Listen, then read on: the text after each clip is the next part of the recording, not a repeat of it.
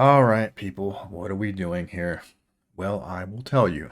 So apparently, the so-called president of the Manosphere has decided to make legal threats and send a demand letter to Mr. Donovan Sharpe. Now, whether you like Donovan Sharpe or you don't like Donovan Sharpe is irrelevant to what's going on here. So, we're going to cover it. And now I gave the so-called president a little bit of time to deny that this was him or that this was his doing because it seemed like it was a joke. And you'll see what I'm talking about when we take a look at the actual document which was provided to us by Donovan Sharpe. So without further ado, let's get started. All right, so here we go, guys. Let's look at this legal threat slash legal demand letter. It looks like a high schooler wrote it. Let's take a brief look at it. So first thing it talks about is an NDA or non-disclosure agreement that Donovan supposedly had with Anthony Johnson, and I know exactly who proposed using NDAs. It's a certain obese little fake legal expert, that guy, the guy I like to point and laugh at all the time. He's the one who proposed a lot of these NDAs, I'm sure. And the thing that this Nimrod doesn't understand, because I happen to know somebody quite well who he had signed an NDA, but he doesn't seem to comprehend the fact that when you have an agreement or a document such as this, it is required that you have the document notarized. So when the person or people making the agreement, sign it, you have to have a notary who witnesses this and will put a stamp slash, their notary information down. So you have a witness. Otherwise, pretty sure the document's toilet paper. Okay? But that's neither here nor there. Now, here's the thing. Mr. The Dream, the president, or whatever, he's whining and crying essentially that, let's be honest, it's because Donovan decided to compete against his convention. Let's just be real about it. But here he references the CME, and he's claiming that Donovan used some secret squirrel information to create his own conference or what have you, or convention. Yeah, because nobody can figure out how to secure a venue and invite speakers and sell tickets. You're the only one, Mr. President, that could possibly have figured this shit out.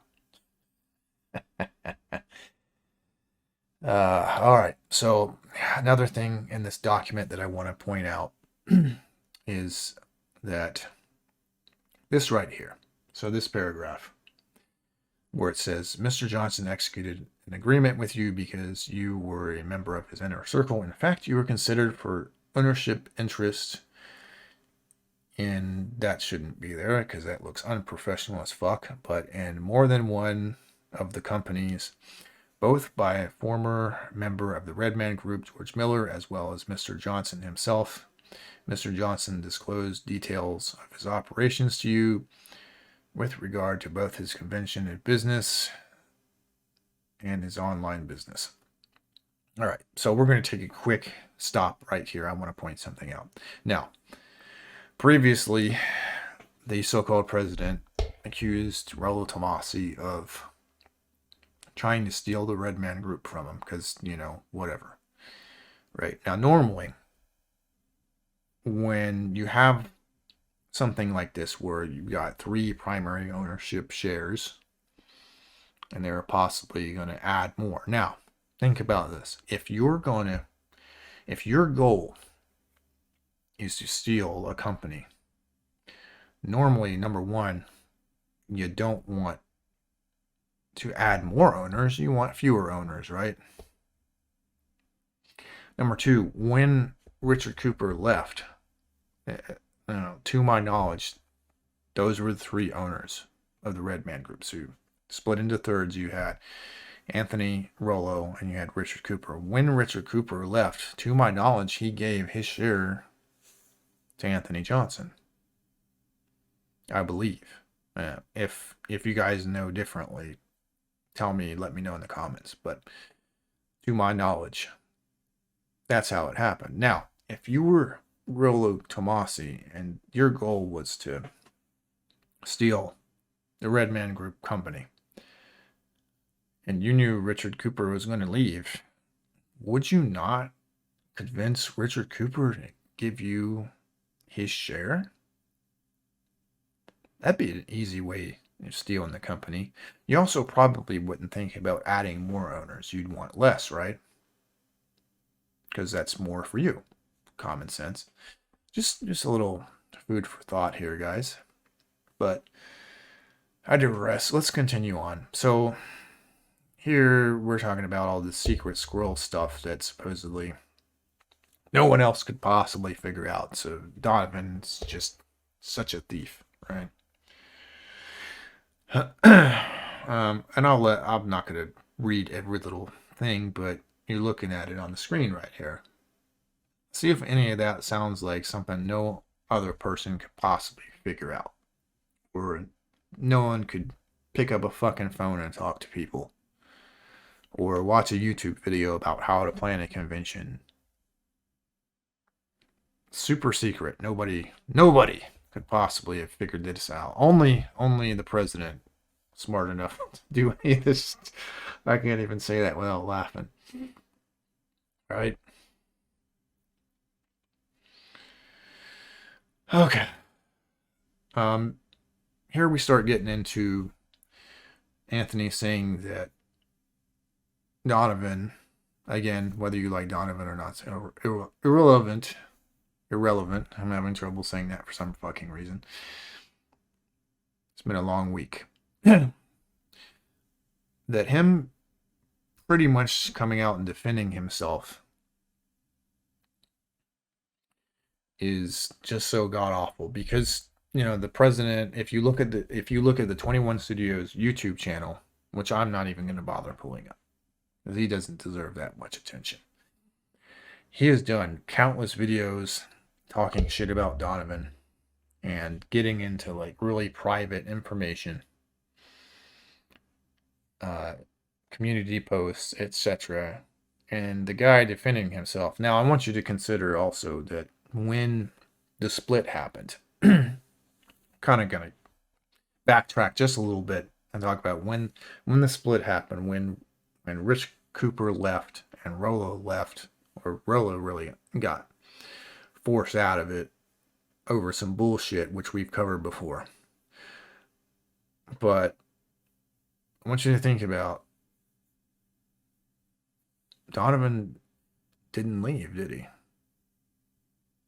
Donovan he thought, or was neutral, right? It wasn't until later that he started figuring out, well, wait a minute, this Anthony Johnson is a fucking freak, and I need to jump ship and get the hell out of here, because this is number one, is sinking ship, and this guy's fucking, he's insane. But anyways, I'm digressing. Another interesting thing to point out with this document is you got part of his evidence is coming from the Black Pill Truth 2.0 channel. Now, let's also think about, for those of you who for a long time thought that this Anthony Johnson guy was the good guy. He's teamed up with some real freak shows. He's teamed up with like MGTOW Dictionary, Weirdo, and his associates, to include Black Pill Truth 2.0 here. John Anthony Lifestyle? Are you fucking kidding me? Like this, we're talking about a guy who, makes up his lay count as he goes along. God knows what he's saying his lay count is right now. fucking pulling a number out of the ether, right? And we already know, as I've covered before, he's getting coached by his own students, which I'm eventually I think I'm gonna get a hold of that. The audio for that, and it's gonna get released on this channel. One of these days, I think I'll get it. I'm hoping to, anyways. Give you guys a good laugh. But anyways, that guy attacked the red pill. You know, he just attacks anybody. That's his whole marketing strategy, is to come up with a fake lay count, hire prostitutes, whatever it is he's got going on over there, and attack anyone who he sees as possible competition, right? But anyways, he's wanting to add this guy as a part of his convention. You know, he's teaming up with the black pill nerds, some of these other weirdos, and then, well, we'll get into that later. But you guys are capable of reading. But like this red text in here shouldn't be there. Right? If this was done by someone who is actually a legal professional, that wouldn't be there. But I digress again. All right, so here's his list of demands. Again, I'm not going to cover everything. You guys are capable of reading, and there will be a link to this in the description. But defamatory and false statements, because you never do that at all, Anthony. You never do any of that shit. And then it's like personal shit, like did he adopt some girl? Like, who gives a shit about that, man? That's that guy's personal life, and he's not committing a crime. He's not misleading anybody, committing a crime. Oh God. Again, I'm not going to read all of it, but you're looking at it. Do your own research, because if I covered all of this, we'd be here for way too long. I don't want this video to drag on that long. All right, now, if each and all these demands are not complied with within 10 days of your receipt of this letter, which, let's go back. This was sent out April 20th. Oh, and there's no, as far as I can tell, there's no lawsuit. This, I know I used in a Twitter post the word extortion. Now, I did some research, and a legal demand, a legal threat, in most jurisdictions doesn't count as extortion, so I stand corrected on the use of that term in that Twitter post that I put out. Right? Technically, it doesn't classify as extortion, but it's absurd, to say the least. Also, I mean, let's look at his attorney, which I know of a certain attorney who has a Gmail. That's not the makings of a good attorney from the get-go, the use of a Gmail. Not to mention just this letter in and of itself, with all the red text and the certain things have a strike through it, shouldn't be there. This is who you're dealing with. You're dealing with a man who, and I use that term loosely for this guy, this person, who would do something like this and put this out there where it could easily be made public, as it has been. I got this from public postings. Who's accusing other people of having narcissistic personality disorder. Now let's look at the fact that this guy has crowned himself as the so-called president of the manosphere. And that's not narcissistic at all, is it? Can't handle criticism. Now, granted, he's you know, taking some of my punches, but he blocked me on almost every platform. So, but he hasn't tried to attack me. Of course, we can figure out why that is. But he can't take criticism from people who have large audiences. He also can't take competition, right? This is the guy that wears the red hat with the white lettering, who he copied off of who is threatening to sue someone because they dared to compete with him. Now, does that sound capitalistic to you or what? Doesn't sound capitalistic to me. Right? So if you're winning, if you have this great convention and you're winning, this wouldn't even be an issue. You wouldn't care. Like, you don't see McDonald's fucking suing fucking Burger King because they sell burgers, do you? That's what that is. That's what this is. How dare you sell burgers and fries? We're going to sue you. That's ridiculous, right? Most people understand that.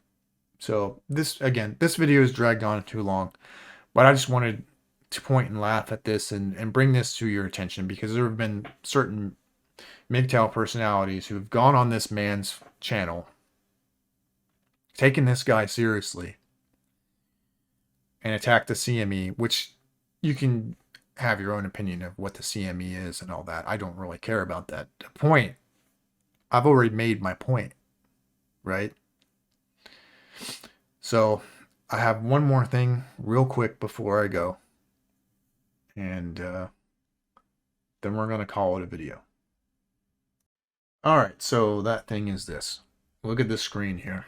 You got George Bruno, former 21 Studios speaker, and the guy that was talking about fall in line and follow orders or whatever the fuck shit he was talking about. Jump ship, right?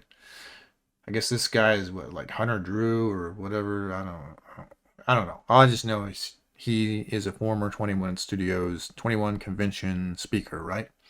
You got the man, Terrence Popp, former 21 convention speaker. You got Donovan Sharpe, former 21 convention speaker, Red Man Group. You got Discount Richard Cooper, Walmart brand Richard Cooper, right? I don't know this guy's name, so he's Walmart Richard Cooper. Coach Greg Adams, former 21 Studios, 21 convention, whatever, speaker. You got 1, 2, 3, 4, 5, 6 former 21 convention speakers in this lineup for the Conference of Masculine Excellence or whatever. Now, I want you to think about if the so-called president was one of the good guys and he's on the up and up, and his convention is awesome and it's great and all that shit. Why the fuck did these guys jump ship? Little food for thought there. Think about it. Regardless of what you think of the CME, doesn't matter. Let's put on our thinking caps here and let's look at the truth. Let's be honest. All right. And with that said, I'll see you guys next time.